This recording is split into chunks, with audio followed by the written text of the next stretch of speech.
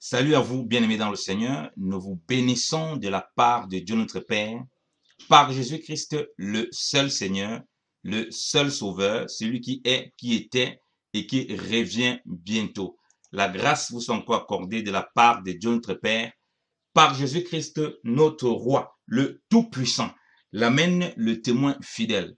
Nous voulons encore partager la parole de Dieu avec vous et nous voulons davantage vous entretenir dans la parole du Seigneur et selon les instructions du Seigneur. Et nous voulons toucher encore aussi à la Pentecôte et parler encore de la Pentecôte, selon que le Seigneur a disposé pour que nous puissions nous édifier là-dessus. Toucher aussi encore notre pan selon que le Seigneur permet que nous parlions de la Pentecôte. Comme vous le savez, c'est une fête que nous retrouvons principalement dans la loi de Moïse, une fête juive. Précisément dans le Deutéronome 16, on va le voir dans le Deutéronome 16, Dieu avait donné plusieurs fêtes, en tout cas, aux enfants d'Israël. On a compris, hein, et on a déjà fait des enseignements sur la Pentecôte.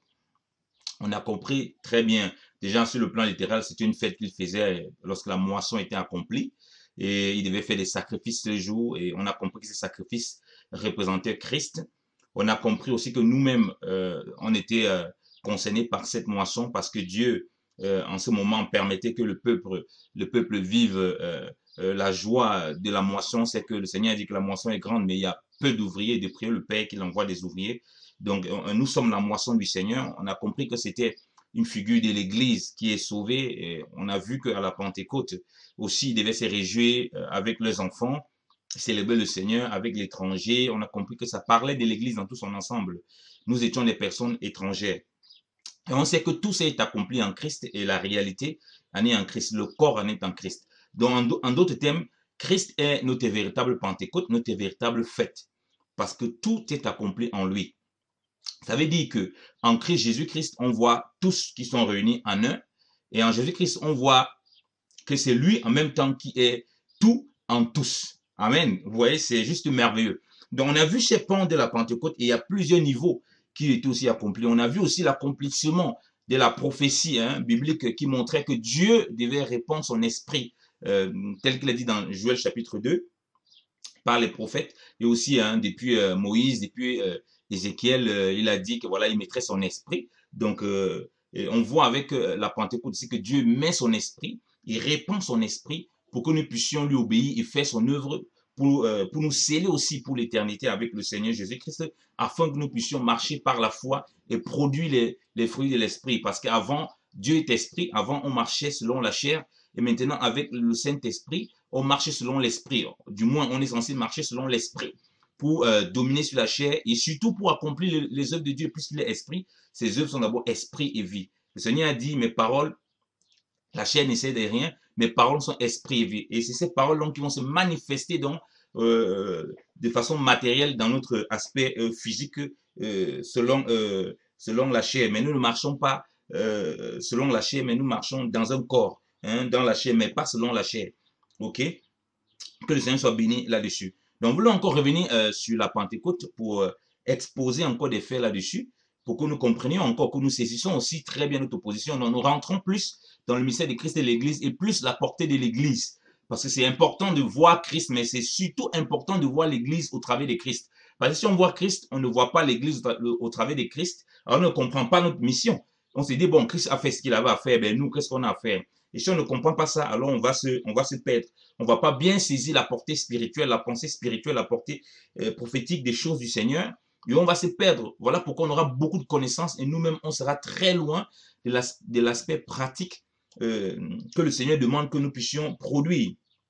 Alors, commençons par lire encore Actes chapitre 2, à partir du verset 1, concernant la Pentecôte. Et comme vous le saviez très bien, la Pentecôte, c'est quoi? C'est 50e jour. C'est la fête qui se fait 50 jours après la Pâque. Donc, le Seigneur a préparé les disciples. Les disciples ont attendu la promesse. Il a fait 40 jours avec eux après qu'ils soient ressuscités. Et ils ont attendu 10 jours après. 10 jours après, ils ont reçu la promesse. On a vu que aussi la Pentecôte, ils attendent la promesse dans la prière. on attend les promesses de Dieu dans la prière. Lorsqu'on comprend aussi le message de la Pentecôte. Et on voit aussi que la Pentecôte représente aussi une figure de la visitation de Dieu. Donc, on peut voir la visitation de Dieu où on doit célébrer le Seigneur au jour de sa visitation comme un moment où on est préparé dans la prière et non, voilà, en vagabondant, en attendant les promesses de Dieu. Et là aussi, comme je dis, tout ça, c'est en Christ. Et c'est pourquoi Christ est notre véritable Pentecôte, est notre véritable Seigneur. La preuve, Jésus-Christ est le jour. S'il est le jour, il est la lumière du jour, il est le jour. Alors, il est notre Pentecôte puisque c'est le 50e jour. Donc, il est tout ce qui représente cela. Mais l'Église doit manifester cela. Donc, l'Église doit vivre la Pentecôte. Donc, ma Pentecôte et ta Pentecôte, il y a des aspects précis. Hein. On a notre Pentecôte. Quand on est déjà enfant de Dieu, on vit ça premièrement. On a reçu l'Esprit du Seigneur. Et puis, voilà, il y a l'effusion du Saint-Esprit. Et puis, on commence à parler des choses du Seigneur qu'on ne pouvait pas avant sans le Saint-Esprit. OK? On va lire la parole à partir du verset 1 et on va développer cet aspect plutôt, ces aspects que nous n'avons pas développés dans d'autres messages ou bien du moins ce que nous avons touché sans développer en profondeur. Alors, Actes chapitre 2, à partir du verset 1. J'ai lu dans la Bible David Martin. Et comme le jour de la Pentecôte était venu, ils étaient tous ensemble dans un même lieu. Et il s'est fit tout à coup un son du ciel, comme est le son d'un vent qui souffle avec véhémence, et il remplit toute la maison où ils étaient assis. Et il apparut des langues divisées comme de feu, qui se posaient sur chacun d'eux. Et ils furent tous remplis du Saint-Esprit, et commencèrent à parler des langues étrangères, selon que l'Esprit les faisait parler. Et il y avait à Jérusalem des Juifs qui y séjournaient, hommes dévots de toute nation qui est sous le ciel.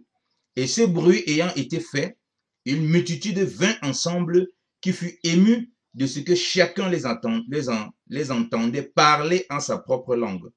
Ils étaient donc tous surpris et s'en étonnèrent, disant l'un à l'autre, voici, tous ceux-ci qui parlent, ne sont-ils pas galiléens? Comment donc chacun de nous les entendons nous parler la propre langue du pays où nous sommes nés?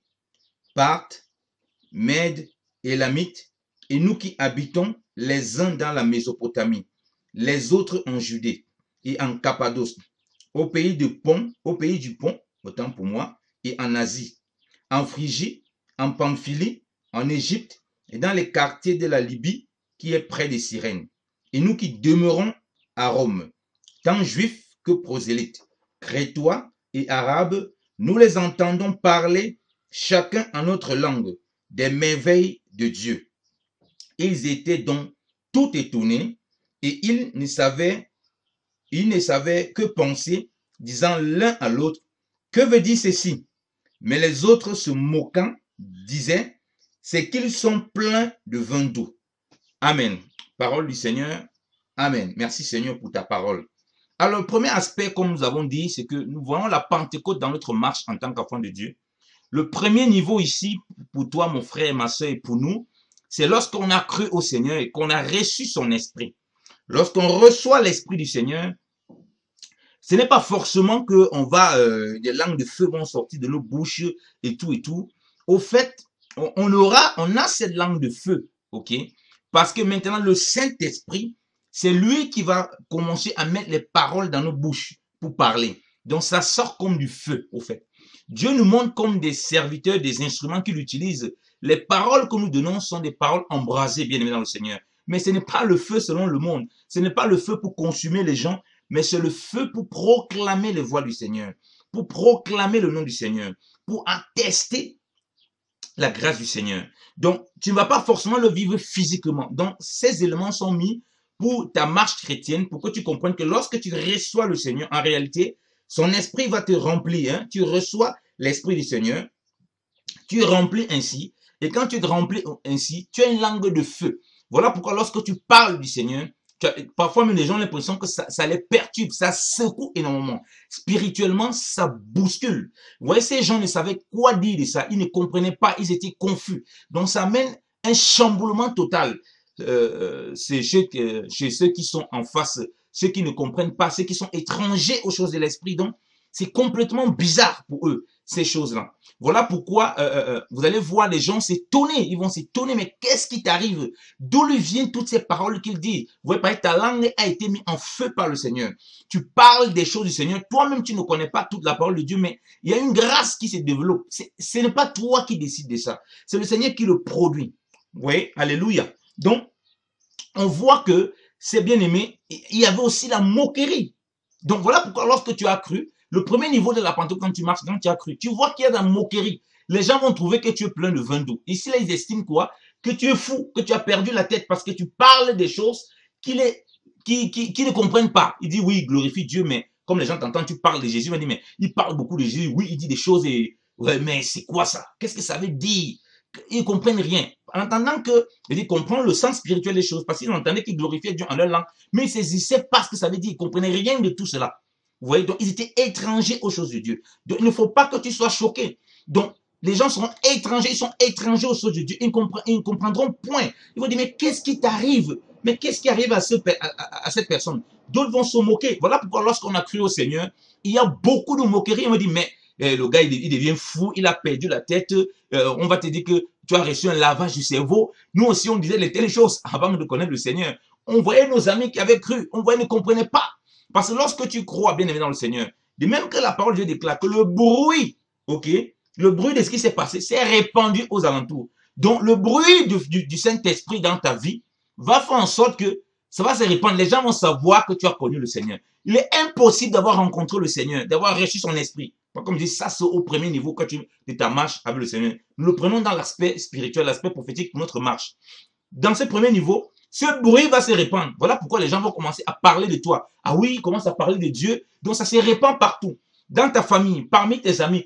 Et tout le monde va venir comme ces gens qui sont venus auprès des disciples pour voir ce qui se passe. Les gens vont venir auprès de toi pour voir vraiment ce qu'ils ont entendu, si c'est vrai. Que oui, on entend un bruit bizarre. Est-ce que le gars là vraiment, c'est vrai l'histoire qu'on dit qu'il est entré dans une secte, il est dans un truc.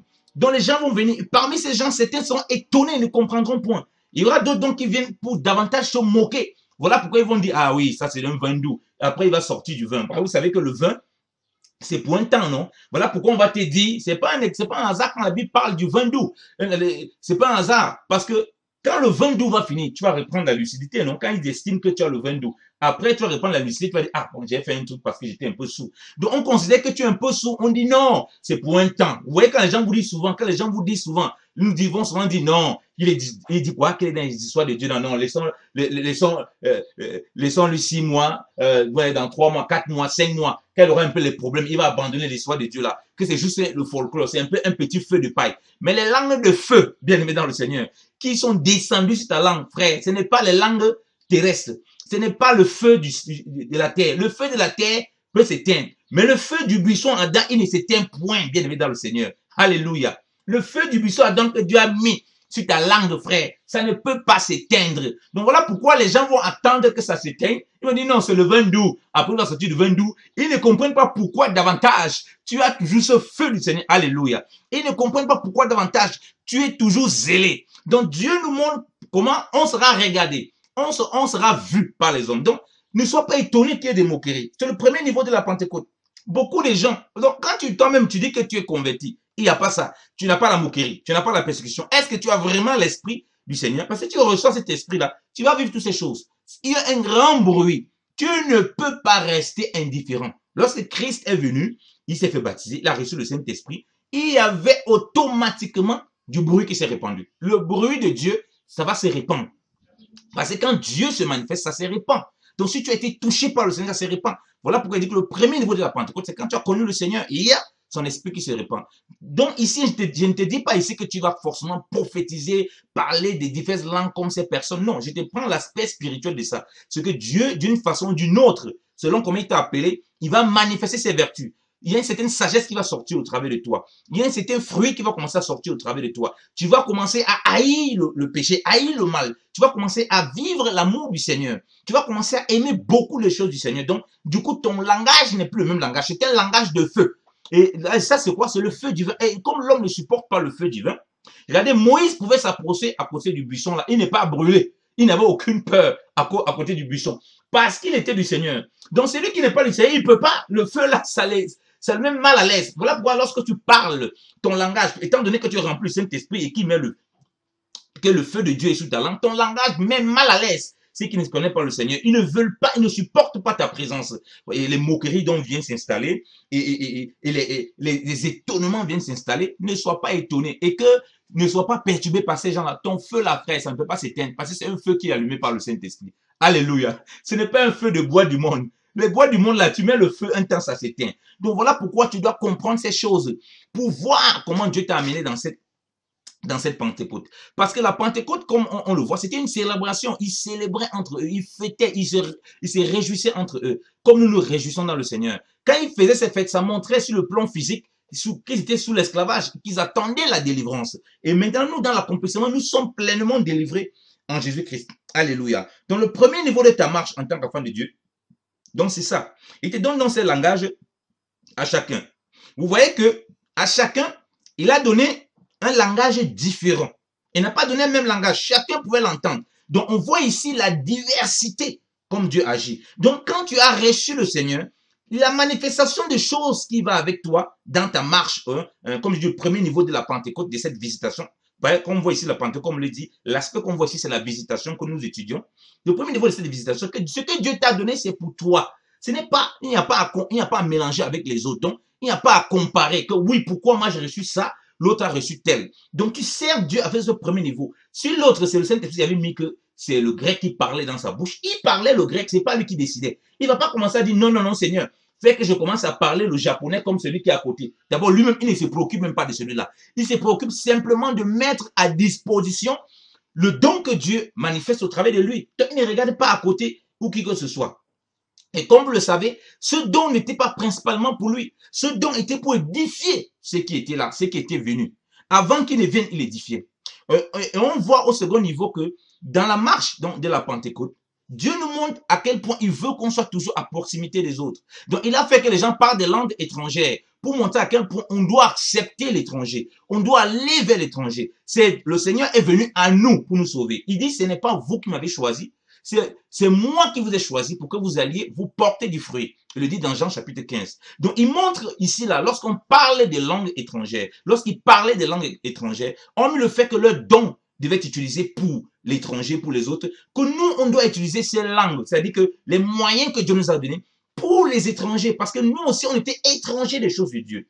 Comme Ephésiens 2 nous le dit, on était séparés des promesses, ok, des alliances. Mais Dieu maintenant nous a adoptés comme ses fils. Donc c'est pourquoi le Seigneur dit allez et faites des nations des disciples. Donc le Seigneur qui nous envoie toujours, il nous envoie vers qui? Vers ceux qui ne le connaissent pas, parce qu'il y a ses brebis parmi et il sait ses brebis. Il veut qu'on aille comme ça avec les moyens qu'il nous a donnés. Donc ici vous voyez que Dieu nous montre dans ce second pas à quel point nous, enfants de Dieu, les grâces qu'il nous a données, doivent vraiment servir chacun, comme je dis, avec les moyens qu'il lui a donnés, notre prochain. Doivent vraiment servir ceux qui sont étrangers comme ceux-là. S'ils parlaient que pour eux-mêmes, en leur dialecte, qu'ils peuvent entendre, ça devait poser aucun problème. Les autres devaient entendre, et dire, bon, c'est normal, c'est des juifs, ils parlent le langue, donc on n'a aucun problème. Mais ces juifs qui venaient d'ailleurs entendaient des langues différentes dans d'autres nations. Donc, il nous montre le rapport qu'on doit avoir avec notre prochain pour le gagner. C'est nous qui devons poser ces pas. Aujourd'hui, dans l'église, les gens restent dans l'église, ils disent que non, on vit la Pentecôte, mais ils attendent que ce soit des gens de l'extérieur qui viennent à l'assemblée. Ce n'est pas possible, ce n'est pas le rôle de l'église. C'est l'église, là, une fois qu'elle a été envoyée. Puisque le Seigneur lui-même, il rajoute dans l'église, ok? Mais il rajoute comment? C'est que nous, l'église, nous sortons, nous allons nous parler du Seigneur. C'est à lui maintenant de rajouter, ok? Mais pas de rester les mains croisées et de passer le temps à être à l'intérieur de l'église, au lieu d'être à l'intérieur pour être formé, pour sortir. On a été confiné totalement. L'église aujourd'hui vit un confinement qu'on ne comprend pas. Les gens sont tellement confinés spirituellement. Donc, ils attendent que c'est les autres qui viennent. Et vous avez même les chrétiens aujourd'hui qui choisissent les personnes à qui ils doivent prêcher l'évangile. Alors que la parole de Dieu nous montre ici, ce n'est pas de tout. Personne ne pouvait définir la langue qui sortait dans sa bouche. Amen. Personne ne pouvait définir la langue qui sortait dans sa bouche, bien aimé dans le Seigneur. Comme toi, tu ne peux pas définir le don que Dieu t'a donné. C'est Dieu lui-même qui définit. Donc, il ne peut pas avoir de la convoitise. Tu ne peux pas définir les gens à qui dont tu vas parler. Parce que si Dieu t'a mis les dons, il va t'envoyer les personnes. Il veut que tu ailles vers les personnes. Parce que lui-même, il envoie ici. En même temps, il nous envoie. Lorsqu'il nous envoie, il sait aussi qu'il a envoyé des personnes de l'autre côté qui veulent sauver. Et nous sommes ses instruments. Donc, il montre le rapprochement qu'on doit avoir avec l'étranger. Parce que nous-mêmes aussi, nous étions des étrangers. Il montre les gens qui viennent des différentes nations. Moi, aujourd'hui, on a abandonné. Les chrétiens aujourd'hui sont devenus, l'église est devenue, il y a beaucoup de sectarisme. On entend l'église des Européens, l'église des Brésiliens, l'église des Africains. Est-ce que c'est ce que la Pentecôte montre? Non. L'église, on ne peut pas parler église africaine, église d'expression africaine, église d'expression européenne. Tout ça, bien aimé dans le Seigneur, c'est des abominations devant le Seigneur. On ne peut pas parler, Dieu ici ne nous montre pas des partis pris. Il n'y a pas un esprit communautariste. Voilà pourquoi Christ est celui qui accomplit tout en tous. C'est pourquoi on voit qu'en Christ, il n'y a plus ça. Il n'y a plus ni grec, ni juif. Il montre cela bien, comment on doit s'ouvrir vers les autres pour qu'ils connaissent le Seigneur. Et principalement vers ceux qui ne connaissent pas le Seigneur à l'extérieur. Mais si déjà parmi les enfants de Dieu, il y a déjà ces clans. Il y a déjà ces clans. Lorsqu'on pense à faire l'œuvre de Dieu, parce que le premier niveau, ces juifs-là, c'est qui? C'est ceux qui sont ces juifs qui reçoivent en différentes langues. C'est ceux qui sont enfants de Dieu. Dieu nous montre qu'on doit d'abord penser même déjà, parce que on commence à penser déjà à la maison de Dieu. Si on ne peut pas prendre soin de la maison de Dieu, alors comment on peut dire qu'on sert le Seigneur? On comprend que la première famille, c'est la famille spirituelle. On voit ici que ces juifs ne connaissaient pas le Seigneur, mais Dieu voulait qu'ils le connaissent. Ils étaient dans différents pays. Aujourd'hui, on ne se préoccupe plus de l'état de l'Église. Comme on le dit, comme nous le disons, on le fait en fonction de nos positions ethniques. On le fait en fonction de nos positions tribales. On le fait en position des nations dans lesquelles nous venons. Et c'est ce qui est désagréable à Dieu. Personne ici ne pouvait décider quelle langue il devait parler. Pourquoi est-ce que nous voulons décider comment nous devons servir le Seigneur? Ce n'est pas à notre devoir. Dieu ne fait pas acception de personne. Dieu montre qu'il ne pouvait pas faire acception de personne. C'est ce que Dieu a lui donné. Il sert pour son prochain. Allons vers les autres, comme j'ai dit, vers les autres, des autres nations. Premièrement, dans l'église. Comment se fait-il qu'il y a autant de distinctions? Il n'y a pas une église camerounaise. Lorsqu'on pense de Dieu, on doit penser de Dieu de façon universelle. Tu es dans un pays, Dieu veut d'abord que tu serves Dieu là-bas. Il faut laisser le folklore. Tu es en Amérique, Dieu veut que tu serves. Il y a des enfants de Dieu là-bas. Il y a des pauvres là-bas. Il y a des orphelins là-bas. Il y a des chrétiens maltraités. Il y a des étrangers qui n'ont pas où dormir. C'est là que Dieu veut que tu commences. Dieu veut qu'on commence bien dans le Seigneur. Avant d'aller où que ce soit. Mais aujourd'hui, les gens ne font que par appartenance. Voilà pourquoi on voit dans l'église. Voilà pourquoi c'est vrai que, bon, il y a des gens qui ont des sensibilités, ils préfèrent peut-être être plus dans un milieu où il y a plus de blancs, ou bien il y a plus de noirs, où il y a plus de brésiliens. Mais il faut que, dans l'enseignement, on les fasse comprendre qu'il n'y a pas d'église chrétienne brésilienne, d'église chrétienne catholique, d'église chrétienne. C'est la même chose. Parce que quand on crée des groupements, ok, quand on crée des groupements par pays d'où on sort, on est en train exactement de faire le contraire de la Pentecôte. Parce que comme je dis, les langues, personne ne peut décider la langue qu'il devait parler. Donc Dieu ne voulait même pas qu'il y ait ce genre d'acception. Malheureusement, aujourd'hui, dans l'église, il y a les acceptions des personnes et c'est une vérité. Vous allez voir les églises africaines, ils vont inviter que les pasteurs africains. Je dis église africaine, une façon de parler. Ils vont inviter que et tu vois, les églises où peut-être c'est des frères qui sont d'origine européenne, ils vont inviter que des Européens. Jamais ils n'écoutent quelqu'un d'autre en dehors de leur cercle. C'est des abominations devant le Seigneur. Et ce n'est plus la Pentecôte. Mais les gens vont tous dire qu'ils prophétisent, tous dire qu'ils sont remplis du Saint-Esprit. Pourquoi il n'y a pas une vision vraiment universelle telle que le Saint-Esprit le fait? Tu es dans un pays, mais toi tu cherches simplement à prêcher l'évangile, à partager l'évangile uniquement avec les gens qui sont de ta nation, qui sont de ta tribu. Et quand tu vois l'œuvre de Dieu, quand tu vois comment tu vas aider, tu penses qu'à ceux de ta nation, sur le plan physique, il y a un problème. Tu es dans le pays là où Dieu t'a établi. Premièrement, la chèvre broute où elle est attachée. Premièrement, là, il y a des gens que tu dois aider, qui sont dans le Seigneur. Premièrement, tes frères dans le Seigneur. Sans acception de personne. Tu ne peux pas dire non, c'est un frère européen, ils sont en Europe. Comme j'entends ces personnes, il y a un système de mécanismes que l'Europe a mis pour aider ces personnes. Ça, ce n'est pas l'œuvre de Dieu. L'œuvre de Dieu ne pense pas comme ça.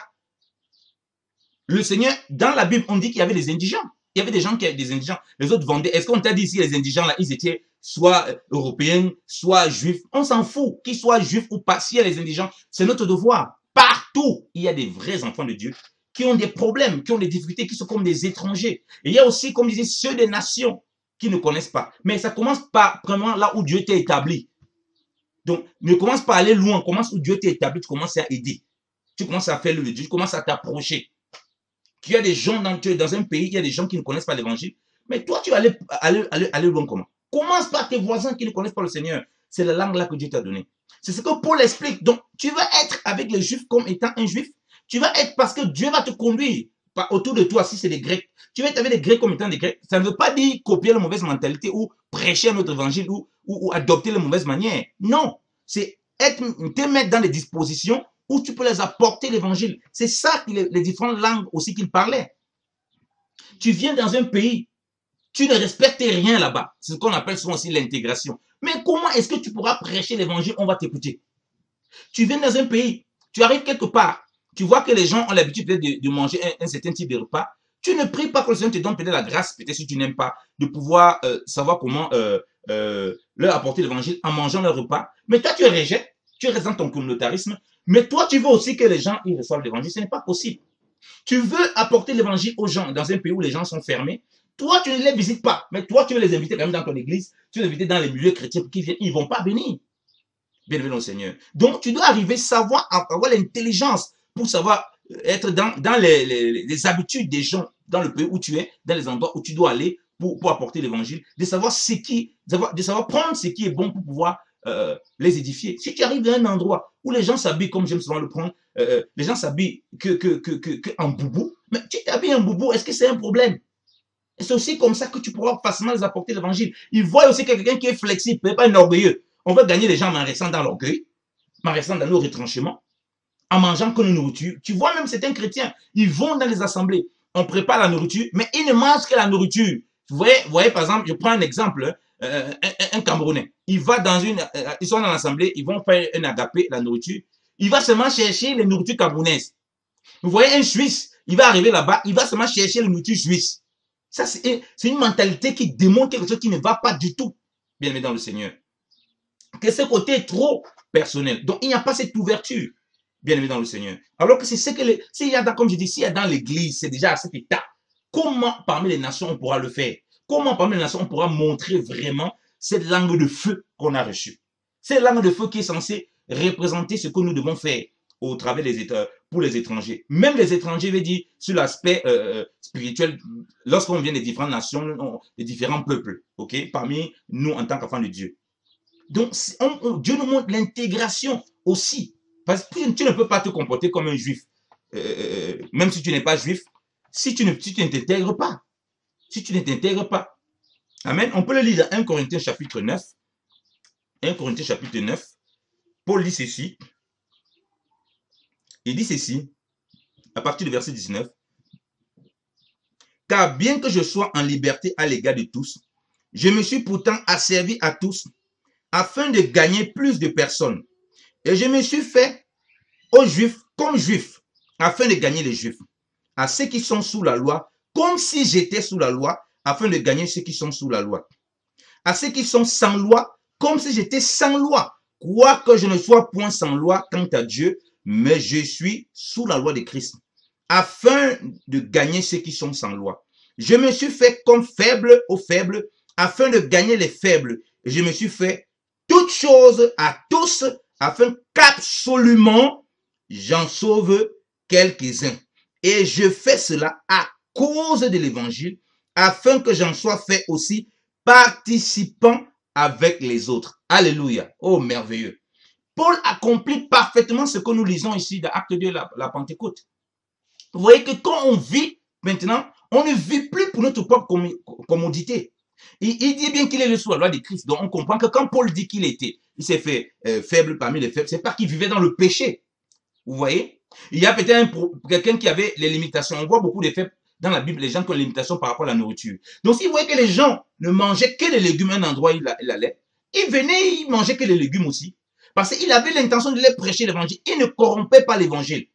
Parce qu'aujourd'hui, beaucoup de gens tordent ça et ils déforment l'évangile. Non, afin que quelques-uns, il en sauve quelques-uns. C'est-à-dire qu'il prêche Christ crucifié et ressuscité, qui les délivre de ce sectarisme. Vous voyez, de cet esprit de que non, voilà, ce n'est que ça. Donc même parmi les infimes, ceux qui étaient malades, même ceux qui pouvaient vivre dans le péché, ils venaient là comme Christ est venu, dans la forme d'un homme. On pouvait le voir comme un voyou, un vagabond. Mais une fois qu'on était en contact de lui, on s'en dit, ah, mais il a des paroles extraordinaires. Et il révélait Christ donc par sa conduite. Donc, les gens pouvaient lui faire confiance parce qu'on voyait qu'il se dépouillait. Au fait, tout cela, ça montre quoi? Le rabaissement, le dépouillement pour l'autre. Il dit qu'il s'est asservi à tous. Donc, on comprend donc que si on est l'esclave du Seigneur, qu'on a reçu l'Esprit du Seigneur, qu'on est l'esclave du Seigneur, on devient serviteur des autres. On est asservi à tous, pas pour qu'ils nous mettent sur l'esclavage de la chair et du péché, mais dans le but qu'ils connaissent le Seigneur, parce qu'on est sous la loi de Christ. Donc, tout ce qu'on va faire ne va jamais nous amener à l'encontre de la parole de Dieu et à l'encontre des voies du Seigneur. Parce que la loi de Christ, elle nous dit quoi? C'est de porter les fardeaux les uns les autres. Et on accomplit la loi de Christ. Galates 6, verset 3 nous le dit.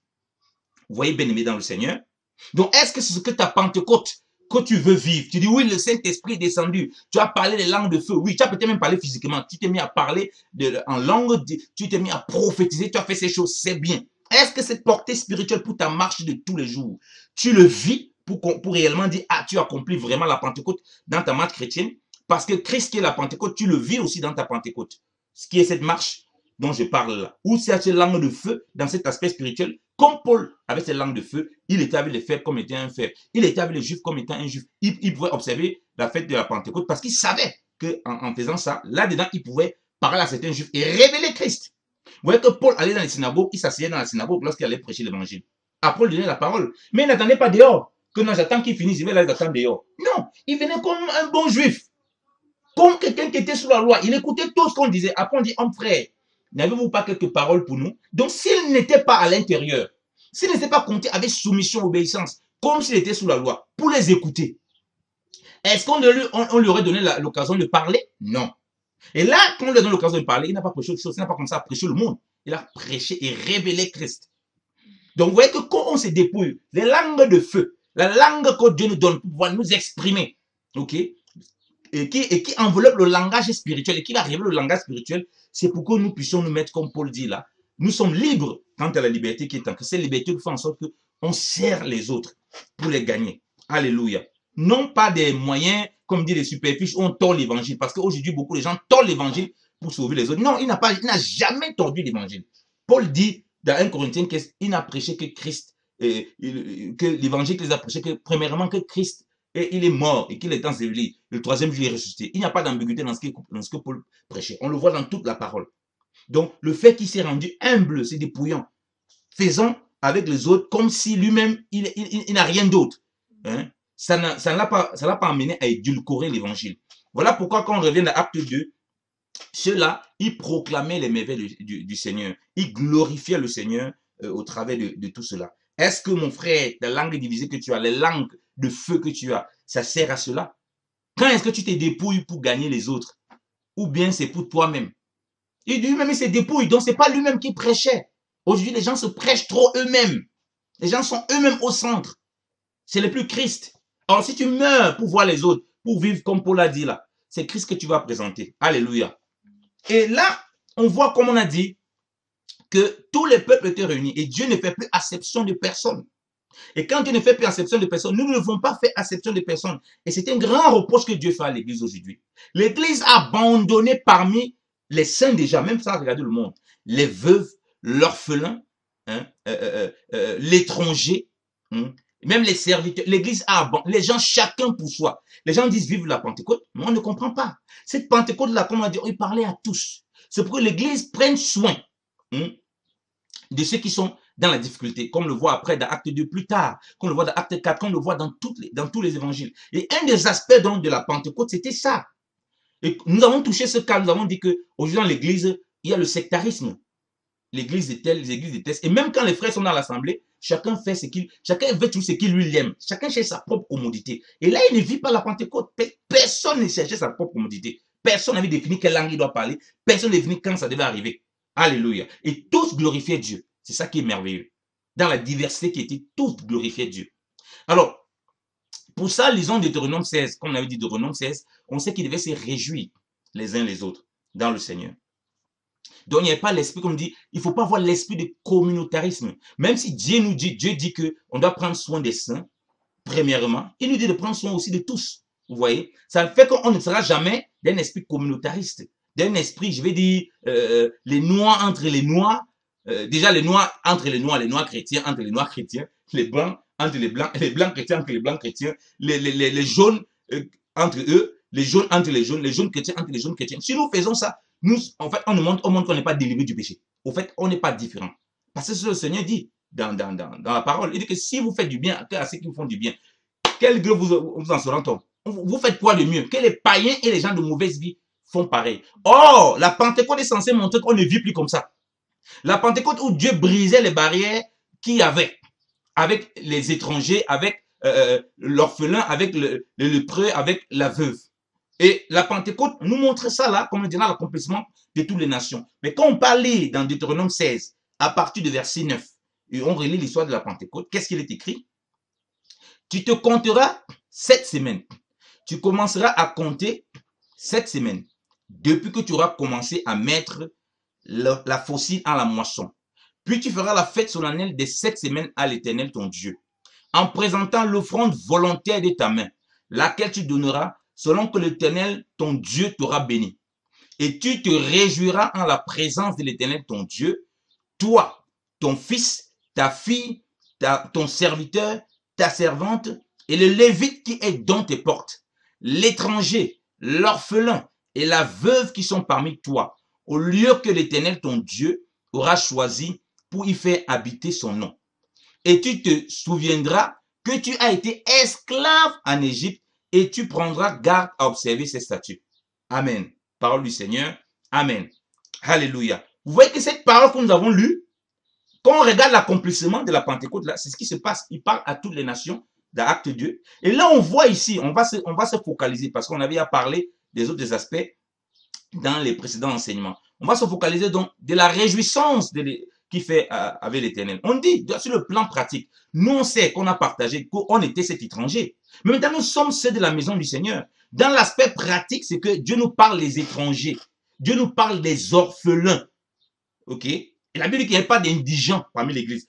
Donc, on ne peut pas dire qu'on vit la Pentecôte lorsqu'il y a des indigents parmi nous. Il y a des orphelins, on ne se réjouit pas avec eux. Il y a des veuves, on ne les assiste pas. Nos propres enfants, même, on ne les met pas dans les choses de Dieu. Vous voyez ici, ton fils, ta fille. Toi, tu dis que tu fais les choses de Dieu. Ton fils, tes enfants, ils ne sont à rien dans les choses de Dieu. Il y a un problème, bien aimé dans le Seigneur. Donc, tous les enfants sont consacrés à l'œuvre de Dieu. Tous les enfants. Et on dit, même ta servante, donc Dieu il a mis tout le monde au même pied d'égalité en ce moment-là. L'étranger qui ne pouvait pas avoir part aux choses, il a mis en part. Le Lévite ici va représenter le serviteur de façon générale. Donc même le serviteur de Dieu, tous au même rang, personne au-dessus de qui que ce soit. On se réjouit ensemble. Il nous rappelle qu'on était esclaves en Égypte. Donc il nous montre, au fait, vous étiez sous l'esclavage, vous étiez les étrangers. Dieu vous a délivrés. Vous vous rappelez comment Dieu vous a délivrés et vous vous réjouissez donc dans la présence du Seigneur avec les autres, de façon pratique. Voilà pourquoi j'ai dit que quand on pense dans l'aide, est-ce que Dieu a dit ici, l'orphelin est resté tranquille? Tous ces cas-là, Dieu a mis en un seul. Donc, on ne peut pas avoir un esprit communautaire. Donc, même si Dieu veut un moment que tu aides des personnes qui sont affligées, par exemple, que de l'Asie, des latinos, tout ça. Si ça reste seulement latino, par exemple, tu es un chrétien, tu viens du Mexique, quoi que ce soit, tu ne penses que latino, soit disant parce qu'ils vivent que les difficultés. Non, tu es en train de dérailler. Donc, ici, il ne met pas une quelconque nation. Si quelqu'un est orphelin, il est veuve, il est serviteur du Seigneur, peu importe. On a dit ton serviteur est ta servante, donc tous ceux qui sont servis du Seigneur, elle est veuve, il est veuf, il est orphelin, il est étranger, tu dois, voilà, manifester la grâce de Dieu auprès de lui. Donc ça ne dépend pas de sa nation. Alléluia. Ça ne dépend pas d'où il vient. Même si tu peux le manifester de façon spécifique dans des endroits et tout, mais Dieu ici te montre d'abord de façon ultime. C'est à ça que tu as appelé à faire. Maintenant, c'est vrai que dans la marche, il peut te montrer des spécificités. Mais si ces spécificités prennent le pas, on voit que tu ne t'occupes que de tes frères, hein, selon la chair. On voit que tu ne t'occupes que, par exemple, des gens de ton pays du lequel tu viens. On ne voit que ça, c'est qu'il y a un problème. Il y a vraiment un problème. L'œuvre de la Pentecôte n'est pas vraiment accomplie en toi. Oui, un moment, tu peux le faire. Et tu vas le diversifier, comme la parole de Dieu dit. Commençant d'abord dans la maison du Seigneur. OK? Combien de chrétiens demandent, Seigneur, montre-moi des personnes, des frères et sœurs qui sont en difficulté, qui sont des orphelins de père et mère, qui sont des étrangers. Ils n'ont même pas où dormir. Combien le font?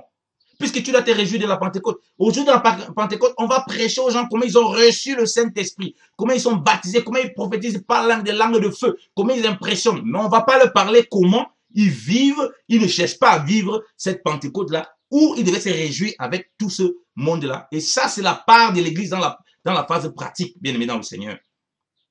Comme je dis, d'abord au pays où tu vis. Tu veux faire beaucoup de dons. Tu dis, ah non, les gens souffrent beaucoup dans tel pays ou dans tel endroit. Ça, c'est vrai. Mais Dieu te dit, là où, vous avez vu, on a dit non, là où l'Éternel, ton Dieu, aura choisi. Et où est-ce qu'il a choisi? C'est d'abord là où tu vis. Vous voyez les gens qui sont en Afrique, ils envoient l'argent à des pasteurs qui sont aux États-Unis, qui sont là-bas. Il y a des serviteurs de Dieu. On a parlé aussi de Lévite, hein, de la servante et ton serviteur. Il y a des serviteurs de Dieu qui sont en Afrique, là, qui passent un moment très difficile. Mais il a tellement de moyens, mais il écoute plutôt des chaînes de télévision, des grands prédicateurs, soi-disant grands prédicateurs, qui est au Ghana, qui est aux États-Unis, qui est où il envoie des millions là-bas, alors qu'il y a des serviteurs de Dieu qui sont là et qui passent pas de moments difficiles. Alors qu'il y a des orphelins et des étrangers, des veuves, des personnes qui sont tellement, il y a des filles et des fils du Seigneur qui sont là, qui passent un moment tellement difficile et qui n'ont pas d'aide. Et ça, c'est la débandade totale. Et on va dire que non, tu es dans la Pentecôte. Tu n'es pas dans la Pentecôte, tu es dans autre chose. Bien-aimé dans le Seigneur. Répentons-nous et préparons les voies du Seigneur. Aplanissons les sentiers du grand roi. Jésus-Christ revient bientôt. Il revient prendre une église sans tache, ni rien de semblable. Et aujourd'hui, on a délaissé ça. Mais si c'est pour faire les appels de fonds, pour faire les bâtiments, des appels de fonds pour construire des lieux de culte, des appels de fonds pour fabriquer des Bibles, des appels de fonds pour plein de choses, pour fabriquer des radios. Là, on va voir beaucoup de prédicateurs, beaucoup d'enfants de Dieu qui commencent à donner. Là où tu es établi, commence à regarder, il y a des orphelins autour de toi. Il y a des orphelins qui ne connaissent pas Dieu. Tu dois leur apporter Dieu. Tu dois leur parler. Parle du Seigneur autour de toi de façon spécifique. Déjà dans ton bâtiment. Commence là. Sans oublier tes frères et sœurs. Et ceux qui sont démunis, qui ont des difficultés sur le plan matériel, commence par ce qui est autour de toi, bien-aimé dans le Seigneur. Ne cherche pas loin, c'est là que tu vis la Pentecôte. C'est un aspect de la Pentecôte très important dans ta marche. Oui, tu as reçu le Saint-Esprit. Oui, tu as été baptisé de feu, toutes ces choses. Montre la manifestation du baptême en regardant cela. Est-ce que c'est le cas aujourd'hui dans l'église qu'on voit à quel point il y a tellement d'indigents? C'est le monde qui va commencer à nous enseigner.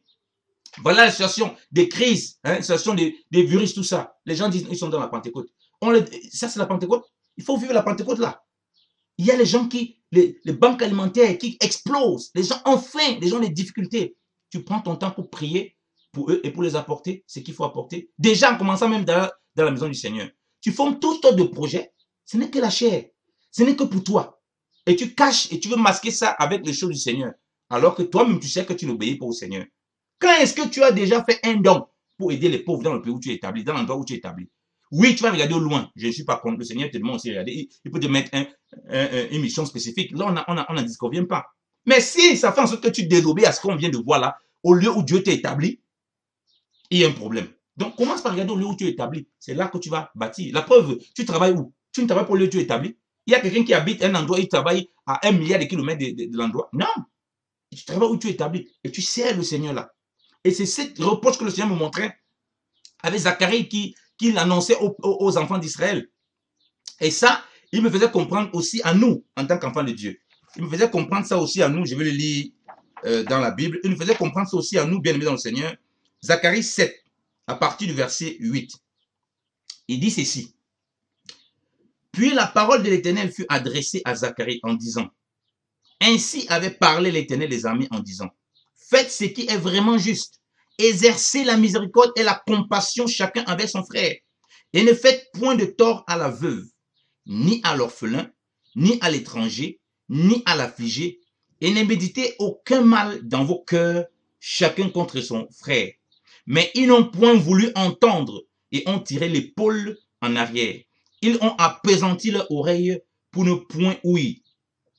Et ils ont rendu leur cœur dur comme le diamant pour ne point écouter la loi et les paroles que l'Éternel des armées envoyait par son esprit, par le moyen des prophètes qui ont été ci-devant. C'est pourquoi il y a une grande indignation par l'Éternel des armées. Et il est arrivé que quand on leur a crié, ils n'ont point écouté. Ainsi, quand ils ont crié, je n'ai point écouté, a dit l'Éternel des armées. Amen. Dieu dit que quand ils ont crié, je n'ai aussi point écouté. Dieu aussi ne nous écoute point, bien-aimés dans le Seigneur. Lorsque nous ne voulons pas vivre vraiment la Pentecôte, nous refusons, alors que c'est la moisson et on se réjouit. Ah, Dieu nous a fait grâce, on a produit, on se réjouit. Il dit, tant sur le plan spirituel que sur le plan matériel. Et j'insiste même sur le plan matériel parce qu'il y a beaucoup de cupidité. Les gens sont fixés tellement sur eux-mêmes. Dieu dit que vous n'avez pas écouté. Voilà pourquoi on prie depuis. On prie, rien ne se passe. Pourquoi? Parce qu'on a abandonné Dieu. On abandonne Dieu comment? Lorsque Dieu dit qu'il n'a pas vu de miséricorde, il ne voit pas de justice, il ne voit pas qu'on est juste. Il ne voit aucune miséricorde, aucune compassion envers nos frères. Il dit bien, chacun envers son frère, il ne voit rien. Dieu ne voit rien de tout cela. Et il dit, ne faites point de tort à la veuve ni à l'orphelin. Il voit qu'on a fait du tort à la veuve. Et la Bible nous dit, dans le livre des Actes, lorsque les apôtres ils commencent à faire le service, il y a une murmure qui s'est levée concernant les veuves, parce que les veuves étaient délaissées. Parce qu'ils étaient délaissés. Et Dieu n'a pas apprécié ça. Ils étaient obligés de lever des diacres. On voit dans la Bible. Alors qu'avec tout le feu du Saint-Esprit, là, ils ont délaissé. Imaginez maintenant, les gens ont délaissé les veuves, délaissé les orphelins, délaissé l'œuvre du Seigneur, fait tort et rentré dans une médisance absolue dans les cœurs envers chacun son frère. C'est tout le contraire que Dieu nous dit par rapport à la Pentecôte. Donc quand tu commences à dire Pentecôte, Pentecôte, Pentecôte, tu es dans cette médisance absolue envers ton frère, que tu as délaissé, que tu as fait tort à la veuve, tu as fait tort à l'orphelin, tort à l'étranger. Tu ne penses jamais, Seigneur, montre-moi tes enfants qui sont la difficulté. Je mets à part pour eux. Le jour de la moisson, c'est que Dieu t'aura béni avec, c'est ce qu'on dit. Quand tu es en train de moissonner, tu as reçu ton salaire, tu vis la Pentecôte, tu vis la Pentecôte tous les jours, tu as reçu ton salaire, tu as fait une affaire qui a prospéré, qui a eu des choses. Tu mets à part, dis Seigneur, je veux me réjouir avec ce que tu m'as donné là, avec ton fils, avec ta fille, avec ta servante, avec ton serviteur. Là où d'abord tu m'as établi, il y a plein de choses à faire, bien aimé dans le Seigneur. Tes frères dans le Seigneur et ceux du monde, parce que comme je dis ici, il n'a pas mis de limitation. Donc ça ne peut pas être que tes frères biologiques. Mais lorsque tu vas réussir une affaire, tu vas penser à ta voiture que tu vas acheter. Tu vas penser à ta maison que tu vas acheter. Ou bien tu vas penser à ta famille biologique. Tu vas penser qu'à la chair. Dieu demande aussi de prendre soin de ça. Je n'en disconviens pas. Mais si tu oublies un seul aspect de ce qu'on vient de partager là, et que tu ne penses qu'à ta famille, il y a un problème. Et d'abord, si tu oublies vraiment l'œuvre de Dieu, et l'œuvre de Dieu, comme dit, ce sont les saints dans le Seigneur. Nous sommes l'ouvrage du Seigneur. Alléluia. Bien-aimés dans le Seigneur, repentons-nous et revenons véritablement au Seigneur. Vivons la Pentecôte dans tous ses aspects. Donc ça ne sert à rien d'avoir des révélations inutiles, stupides, alors que nous-mêmes dans la marche pratique, on ne fait pas ça. Dieu ne veut plus qu'on s'identifie à une dénomination. On peut s'identifier à une dénomination en disant oui, je suis dans une église brésilienne. Ça, tu t'identifies, je suis une église africaine. Dieu, il n'y a pas un Dieu des Africains, un Dieu des Européens, un Dieu des Asiatiques, un Dieu des jeunes. Non. Il y a un seul Dieu et Père de tous, un seul Seigneur de tous, par qui nous sommes, en qui nous sommes et pour qui nous sommes, bien aimés dans le Seigneur. Voilà pourquoi il réunit tout en un. Voilà pourquoi son corps est l'arc-en-ciel multicolore. Noir, blanc, jaune, vert, petit, grand, gros, mince, riche, pauvre. Il y a tout dans le Seigneur. Alléluia. Il n'y a plus ces distinctions-là. Et il veut que nous soutenions les uns les autres. Prions pour les saints, prions pour tout cela. Que le Seigneur bénisse abondamment.